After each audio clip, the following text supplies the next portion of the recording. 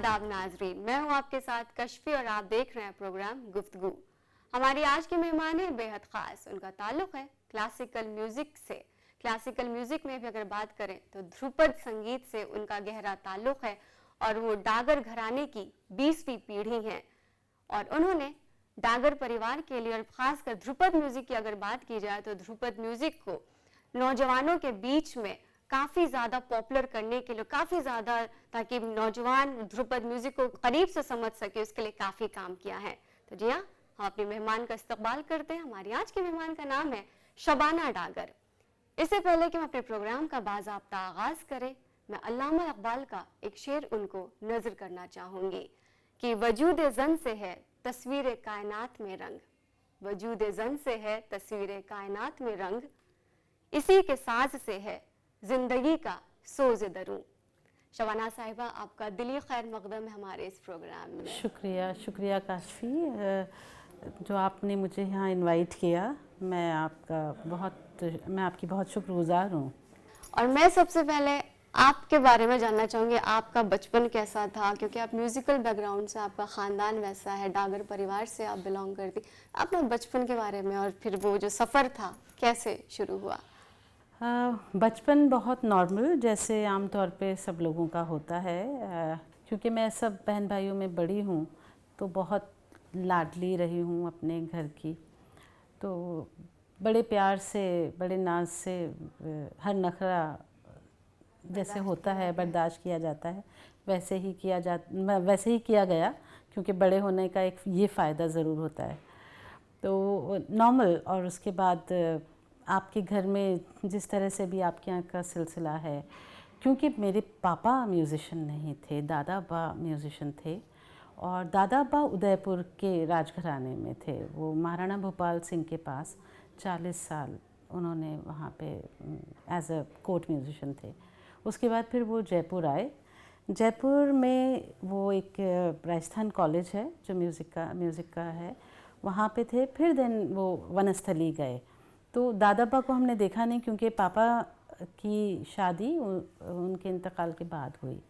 तो दादा अब्बा को सिर्फ हमने पापा के मुंह से और फूफियों के मुंह से और सब फैमिली के तस्वीरों में देखा और उनके किस्से सुने कि कैसे थे।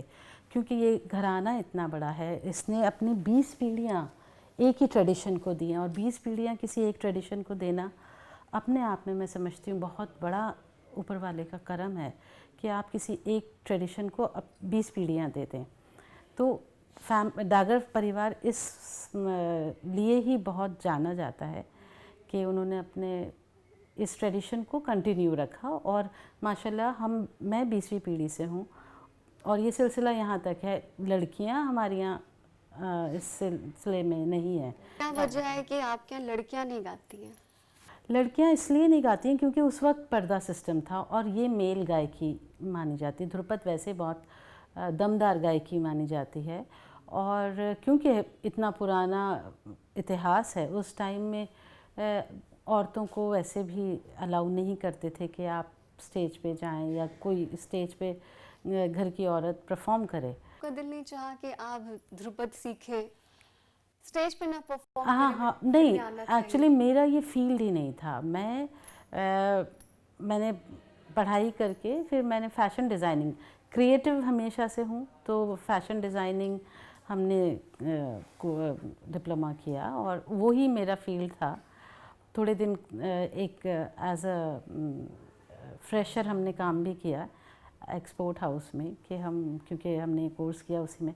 पर उस वक्त जब हम कर रहे थे वो काम, तो मुझे ऐसा लगा कि जबकि मैंने बहुत शिद्दत से, क्योंकि बहुत ज़रूरत से ज़्यादा उस तरफ अट्रैक्शन था फ़ैशन डिज़ाइनिंग की तरफ, तो जब वहाँ पे जॉब करने लगी तो थोड़े दिन के बाद ये महसूस हुआ कि आप यहाँ सुबह 10 बजे से और शाम को 7 बजे तक रहते हैं। क्रिएटिविटी इज़ देयर, क्योंकि आप नया नया कुछ कर रहे हैं और आप काफ़ी लोगों से इंटरेक्ट हो रहे हैं।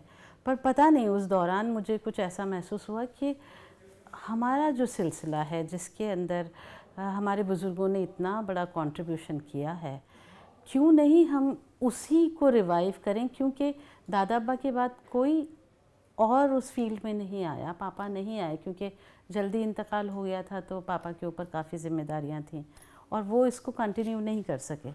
तो मुझे लगा कि हमें ऐसा कुछ काम करना चाहिए जो आगे तक लोगों को याद रहे, क्रिएटिव हो और जिसमें एक अपनी एक बात हो। मुझे लगा कि अगर गाने की इजाज़त नहीं है तो क्यों नहीं हम इसके लिए काम करें कि हम हमारा अपना कंट्रीब्यूशन हम काम करके भी कर सकते हैं अगर गाने की इजाज़त नहीं है या गाना नहीं सिखाया। तो ये सिलसिला यूँ शुरू हुआ और फिर मैं और मेरे भाई इमरान, हम दोनों जो हैं इसके लिए पिछले 17 साल से काम कर रहे हैं। मुश्किल था इस फील्ड में क्योंकि कभी किसी ने किया नहीं, तो काफ़ी चैलेंजेस भी हुए।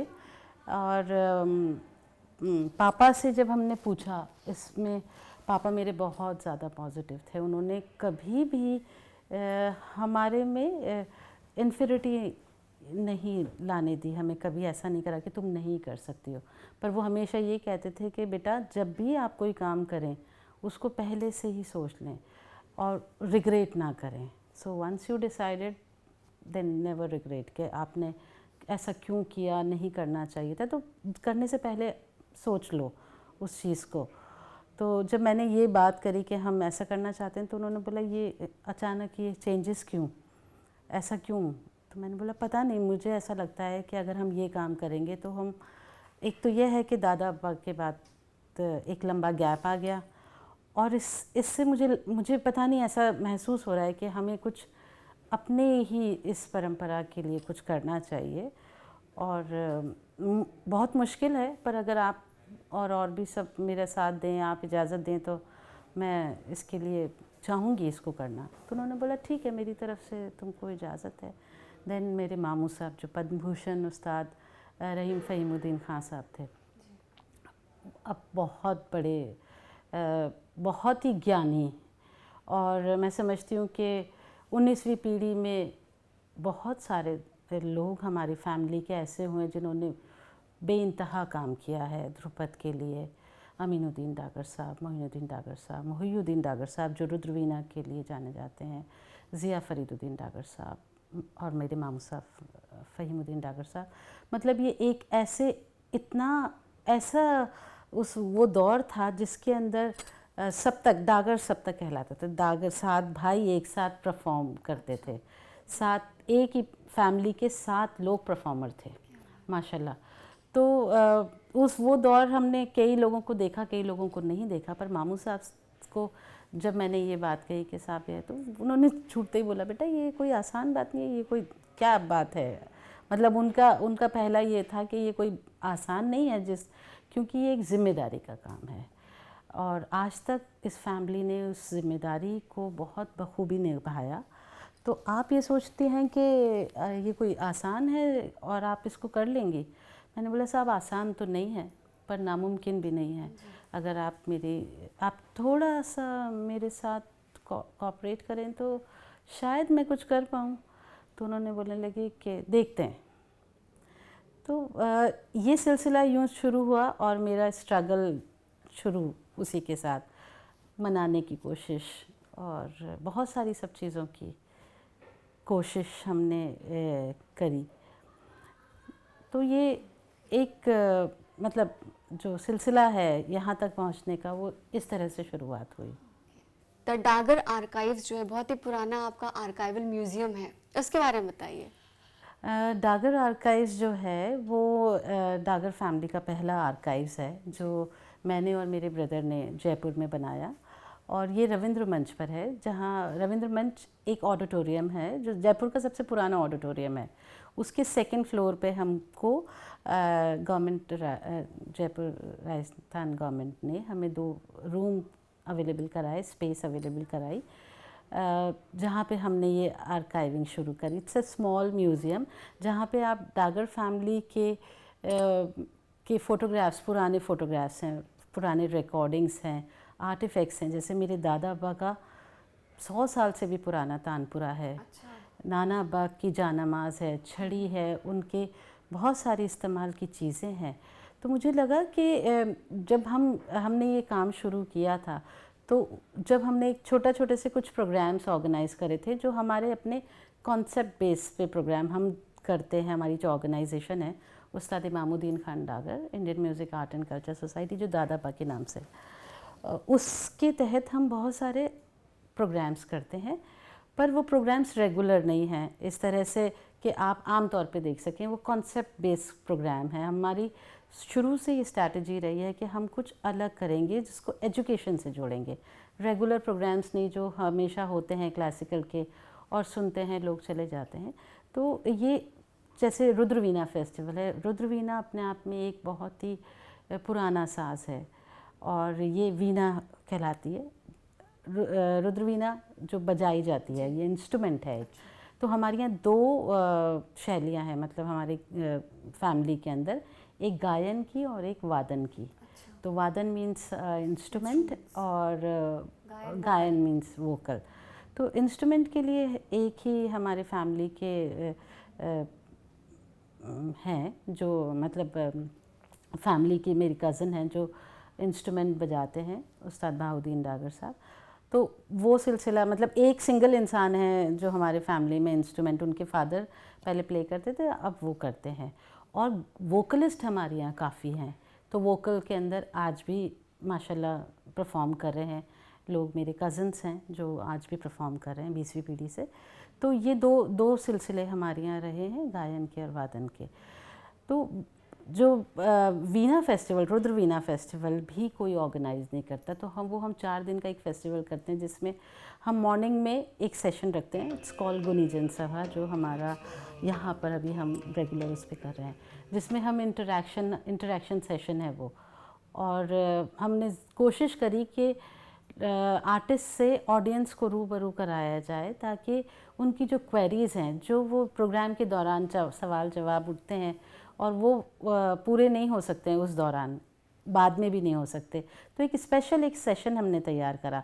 तो इसी तरह 4 दिन का हम 5 दिन का रुद्रवीणा फेस्टिवल करते हैं, देन मल्हार उत्सव करते हैं, एंड इसी तरह से छोटे छोटे और कॉन्सेप्ट बेस्ड प्रोग्राम्स हम करते हैं। मल्हार उत्सव में हम सिर्फ वो इट्स बेस्ड ऑन राग मल्हार। तो वो आर्टिस्ट चाहे से वोकलिस्ट आए या इंस्ट्रूमेंटलिस्ट आए, पर उनको मल्हार के अलग अलग रूप उसमें सुनाने हैं।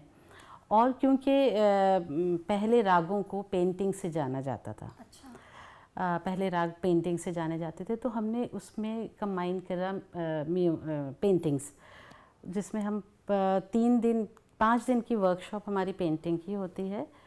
और उसमें हम ये ज़्यादातर कोशिश करते हैं कि जितने भी लोग आएँ, पेंटर्स आएँ, वो मल्हार पर यानी रेनी सीज़न पे ही काम करें। पहले तो मिनिएचर आर्टिस्ट थे तो उनकी अपनी रागमाला उस हिसाब से बनी हुई है, पर आज के दौर में वो सब नहीं जानते। टू रिवाइव दैट कि आज के दौर में उसको किस तरह से रखा जाए, क्योंकि आज के दौर में आप अगर मल्हार बोलेंगे तो कोई भी पेंटर ये नहीं बोलेगा कि मल्हार क्या है, मतलब रागों के बारे में उनको इतना कुछ पता नहीं है। जो स्पेशली काम करते हैं वो तो जानते हैं, पर हर एक नया स्टूडेंट तो आप नहीं, यंग जनरेशन नहीं जानती। तो उनको उस बात को याद दिलाने के लिए कि कितनी इम्पॉर्टेंट है हमारे यहाँ का जो कल्चर है, वो बहुत खूबसूरत है। वो आप म्यूज़िक से ले लें या आप आर्किटेक्ट ले लें या फिर आप पेंटिंग ले लें, किसी भी फील्ड में चले जाएं, हमारे यहाँ की सभ्यता और कल्चर उसके अंदर झलकना चाहिए। हम सब एक दूसरे से जुड़े हुए हैं, म्यूज़िक भी और पेंटिंग भी कहीं ना कहीं एक दूसरे से जुड़ाव है उसका। तो आज का जो यूथ है, हाँ जी, वो बहुत दूर हो गया क्लासिकल म्यूजिक से। मतलब उसका जो म्यूजिक की जो उसकी नॉलेज है, जो जानकारी, वो शायद है ही नहीं, जो बेसिक नॉलेज उसको नहीं है। तो आपको क्या लगता है कि इनमें क्या इम्प्रूव किया जा सकता है कि यूथ इंटरैक्ट करे, यूथ थोड़ा उसको समझे कि हमारी धरोहर क्या है, हमारी पीढ़ियों ने क्या हमें दिया, क्या विरासत है? जी देखिए, बहुत सारी ऐसी संस्थाएं हैं और बहुत ऐसे लोग हैं जो इस तरफ काम कर रहे हैं ताकि हमारी नई जनरेशन इस हमारे कल्चर को जान सके, इन क्लासिकल म्यूज़िक को उनको पता ही नहीं है। जैसे जो भी घराने हैं, बहुत पुराने ख़याल के भी घराने हुए हैं। जैसे हमारे यहाँ हम जिस जयपुर में भी जयपुर घराना, जयपुर अतरौली घराना है, डागर घराना है, जयपुर का कत्थक घराना है। जी, ये सारे घराने हैं। ख़याल का घराना है, आमिर खान साहब का है, बड़े गुलाम अली खान साहब का है, और इकबाल खान साहब का दिल्ली घराना है। तो इन घरानों के थ्रू जो स्टूडेंट्स आप गुरु के पास आते हैं, जो सीखते हैं, तो वो चुनिंदा ही लोग होते हैं, और चुनिंदा ही लोगों को वो शिक्षा या वो गुरु के पास बैठना या क्लासिकल के लिए समझ, आप मासेस में नहीं जा सकते उसके लिए, वो सेलेक्टेड लोग होते हैं, तो उन तक ही महदूद है ये। और आज का जो दौर है वो म्यूज़िक को बहुत ज़्यादा प्रमोट, आप देख रहे हैं बहुत काफ़ी म्यूज़िक का प्रमोशन है, पर म्यूज़िक का प्रमोशन सब म्यूज़िक सीख के फिल्मी म्यूज़िक में जाना चाहते हैं, पॉप में जाना चाहते हैं। इतने सारे प्रोग्राम्स आज टीवी पर आप देखते हैं, रियलिटी शोज़ जो देखते हैं, तो उन्होंने कहीं ना कहीं वो क्लासिकल की तालीम लेके आते हैं, और पर वो क्लासिकल की, पर वो वहाँ जाके डाइवर्ट हो जाते हैं। पर क्लासिकल की तालीम लेना बहुत ज़्यादा ज़रूरी है। तो युवा पीढ़ी अगर म्यूज़िक में जा रही है तो वो कहीं ना कहीं आप बेसिक से होकर ही गुज़रते हैं, तभी आप जा सकते हैं। पर जो म्यूज़िक का जो आज का दौर है, और आप क्लासिकल म्यूज़िक की बात करें तो दिन रात का फ़र्क है। हमारे नौजवानों को आप क्या मैसेज देना चाहेंगी? नौजवानों के लिए यही सबसे बड़ा, अगर वो क्लासिकल की या वो किसी भी आर्ट फॉर्म के लिए जाना चाहते हैं, तो मेरे ख्याल से एक अच्छे गुरु की बहुत ज़्यादा ज़रूरत होती है। आप उसके बगैर किसी भी फील्ड में कामयाब नहीं हो सकते, क्योंकि आप अगर आपकी अधूरी इन्फॉर्मेशन है, अधूरी कुछ जानकारी है, तो वो उसको लेके आप कहीं किसी चीज़ में भी मुकम्मल नहीं हो सकते हैं।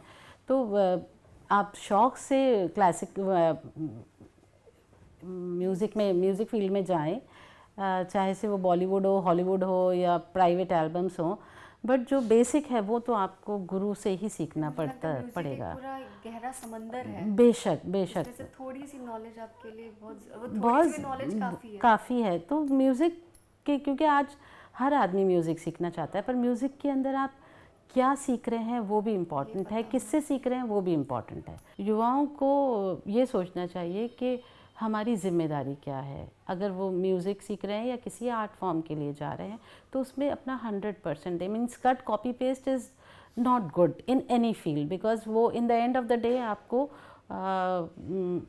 सक्सेस की तरफ नहीं ले जाती है। कुछ टाइम के लिए कुछ टाइम के लिए आपको अच्छा मीडिया में आप फेमस हो सकते हैं, पर आप उसमें मुकम्मल नहीं हैं। तो मतलब मैं आपसे अब ये जानना चाहूँगी कि अभी जो आपने जिक्र किया गुनीजन का, तो गुनीजन आपका वो इंटरैक्टिव सेशन होता है जिसमें कि आर्टिस्ट के साथ ऑडियंस रूबरू होती, तो ये कितना सक्सेसफुल है? क्योंकि वो ये आप दिल्ली में ही कराती हैं, और ये कराने में कितने चैलेंजेस आपको फेस करने पड़ते हैं? आपको कुछ तो चुनौतियाँ होती होंगी, चैलेंजेस होते होंगे, परेशानियाँ आती होंगी। आप जयपुर से दिल्ली आते हैं इसको करने के लिए, तो क्या वजह है कि आप दिल्ली में ही करती, जयपुर में नहीं करती? आपको लगता है कि दिल्ली के नौजवानों को ज़्यादा ज़रूरत है म्यूज़िक समझने की? नहीं, ऐसा नहीं है कि मैं सिर्फ इसको दिल्ली में, ये बात है कि दिल्ली में कंटिन्यू हो गया ये। मैं इसको जयपुर से ही करती हुई आ रही हूँ, बट वहाँ रेगुलर बेस पे नहीं था। जयपुर में जब था कि जब मैं कोई फेस्टिवल कर रही हूँ, कोई प्रोग्राम कर रही हूँ, तो देयर इज़ ऑलवेज़ गुनीजन सभा, चाहे से मैं एक दिन का प्रोग्राम करूँगी और किसी भी आर्ट फॉर्म का करूँगी, बट वो जो आर्टिस्ट है वो किसी भी फील्ड का हो, उनसे हम एक इंटेलेक्चुअल सेशन हमारा ज़रूर होता था। जयपुर और यहाँ में ये फ़र्क है कि यहाँ आपको ऑडियंस कुछ कमिटेड ऑडियंस है। जयपुर के अंदर का सिलसिला थोड़ा से कम है, वहाँ पे भी सुनकार लोग हैं, पर फोक का ज़्यादा ज़ोर है वहाँ पे, क्लासिकल के लिए है। जबकि वहाँ जैसे मैंने कहा कि जयपुर अतरौली घराना के बहुत, पर कला वहाँ पे खुद आर्टिस्ट नहीं है, वहाँ के कथक घराने के बहुत सारे आर्टिस्ट मिल जाएंगे। हमारे घराने के लोग आपको हम मिलेंगे, बाकी और जितने भी हैं सब लोग दूसरे जगह पर आ गए हैं। तो गुनीजन सभा का जो सिलसिला है वो इस तरह से है रहा कि हमने इसको एक इंटरेक्शन सेशन की तरह स्टार्ट किया। मैंने आपके अटेंड किया, काफ़ी उसमें क्राउड होता है, लोग बहुत दिलचस्पी से उसको देखते सुनते हैं, तो क्राउड को वहाँ तक लाने में आपको मेहनत तो करनी पड़ी होगी? बहुत मेहनत करनी पड़ती है, और मेरे साथ जो मेरी टीम है वो मेरे बहुत सपोर्टिव टीम है, क्योंकि मैं जयपुर रहती हूँ। जयपुर से हम हर महीने आती हैं, एंड माशाल्लाह वी कंप्लीटेड 51 सेशन ऑफ गुनीजन सभा आपकी दिल्ली शहर में। लगातार 51 प्रोग्राम हमने करे हैं नॉन स्टॉप। तो ये एक, क्योंकि यहाँ उसको अप्रिशिएट किया गया तो उससे मेरी हिम्मत और बढ़ी कि यहाँ के लोग उसको बहुत पॉजिटिव उससे ले रहे हैं, बैठते हैं, सुनते हैं। तो ये सिलसिला इस तरह से यहाँ कंटिन्यू है। दिल्ली के अलावा अगर आपको किसी और शहर में करना, आपको जहाँ लगे कि यहाँ का यूथ जो है क्लासिकल म्यूजिक से बहुत दूर हो रहा है, तो आप किस शहर में करना पसंद करेंगी? मैं चाहूँगी कि हर जगह हम अलग अलग शहर में गुनीजन सभा करें, पर और हर एक शहर के अपने गुनीजन हैं। तो मेरा पूछे में तारीखी लोग मौजूद हैं, और अगर वो इसमें हमारे गुनीजन सभा में आते हैं और वो रूबरू होते हैं और हम उसके ज़रिए कुछ लोगों को दे सकें, तो इससे बड़ी खुशनसीबी की बात नहीं हो सकती। कि जो आपका आर्काइवल म्यूजियम है वहाँ जयपुर में, तो वो कितना ज़रूरी है और क्या सरकार भी इसमें कंट्रीब्यूट करती है? देखिए, वो मुझे लगता है प्रिजर्वेशन बहुत ज़रूरी है, क्योंकि ये पहला म्यूज़ियम है हमारा फैमिली का। इस तरह से 1-2 म्यूज़ियम और हैं। प्रिजर्वेशन इसलिए ज़रूरी है ताकि वो नेक्स्ट जनरेशन तक जाए। बहुत पुराने घराने जो हैं, आज के जो नए दौर के लोग हैं, वो तो कहीं ना कहीं किसी रूप में सेफ़ हैं, प्रिजर्व हैं, पर जो पुराने लोग हैं, उस ज़माने में तो सिर्फ राजघरानों का पैटर्नेज हुआ करता था। तो हमारे जितने भी बुज़ुर्ग रहे हैं, सभी राजघरानों में रहे हैं। बैराम खान साहब दिल्ली से जयपुर ले जाया गया उनको, वो यहाँ बहादुर शाह ज़फ़र के दरबार में थे। तो जब उनको रंगून भेज दिया गया बहादुर शाह ज़फ़र को, तो फिर जयपुर के महाराजा ने उनको राम सिंह जी जयपुर ले आए। और वो वहाँ पे रहे और 125 साल की उम्र में उनका इंतकाल हुआ। तो इस तरह से जो घरानों का या प्रिजर्वेशन का सिलसिला है या पैटर्नेज का है, वो पहले के टाइम में राजघरानों की ही हुआ करती थी। गवर्नमेंट तो थी नहीं, पर जब गवर्नमेंट चली गई और मतलब घराने चले गया, गवर्नमेंट आ गई, तो एक बहुत लंबा परेशानी का दौर हर म्यूज़िशियन ने, हर घरानों ने देखा है। और उस दौरान उनकी बहुत सारी चीज़ों का ख़राबा हुआ है, रख नहीं सकें, क्योंकि यहाँ से वहाँ उस दौर के अंदर जगह नहीं थी, इस जगह से दूसरी जगह पर। तो बड़ा मतलब उस वक्त काफ़ी नुकसान हुआ हर चीज़ का। और हम बहुत सारी ऐसी चीज़ें जो हमें प्रिजर्व करनी चाहिए थी, हम नहीं कर पाए। हिंदुस्तान के अंदर प्रिजर्वेशन मुझे लगता है कि बहुत इम्पॉर्टेंट पार्ट होना चाहिए, क्योंकि यहाँ पे इतनी सब चीज़ें मौजूद हैं। तो पर इसके ऊपर बहुत ज़्यादा तवज्जो नहीं दी गई है, अब दी जा रही है। तो इसी को ध्यान में रखते हुए मैंने सोचा कि हमारे यहाँ ये प्रिजर्वेशन का मतलब होना चाहिए। हमारे पास जो कुछ जो चला गया उसको तो हम ला नहीं सकते, पर जो कुछ भी बचा है, अगर हम उसको बचा लें कोशिश से अपनी, तो वो एक लंबे टाइम के लिए नेक्स्ट जनरेशन तक पहुंचेगी। क्योंकि आज भी लोगों को पता नहीं है कि क्या कंट्रीब्यूशन है, कौन थे, क्या है, इंस्ट्रूमेंट के बारे में नहीं पता। पर अगर हम कोई चीज़ को एक जगह प्रिजर्व करके रखेंगे, तो लोगों को उसको देखने में, सुनने में या देखने में बहुत अच्छा लगेगा। तो प्रिजर्वेशन मुझे लगता है बहुत ज़रूरी है, ताकि हम अपने बुज़ुर्गों से या अपनी परंपरा से रूबरू हो सकें और आगे तक इसको ले जा सकें। बहुत बहुत शुक्रिया शबाना जी आपका, जो आपने अपना कीमती वक्त हमें दिया और म्यूज़िक से जुड़ी हुई इतनी सारी जानकारी आपने हमें दी। तो नाजरीन, ये था हमारा आज का प्रोग्राम, जिसमें शबाना डागर आज की हमारी मेहमान थी और उन्हें ध्रुपद म्यूज़िक के बारे में इतना कुछ बताया और डागर घराने की तारीख हमसे साझा की। हमें यकीन है कि आज का प्रोग्राम आपको ज़रूर पसंद आया होगा, आप ज़रूर लुत्फ़अंदोज़ हुए होंगे। फ़िलहाल मुझे और मेरी पूरी टीम को दीजिए इजाज़त। अल्लाह हाफ़िज़।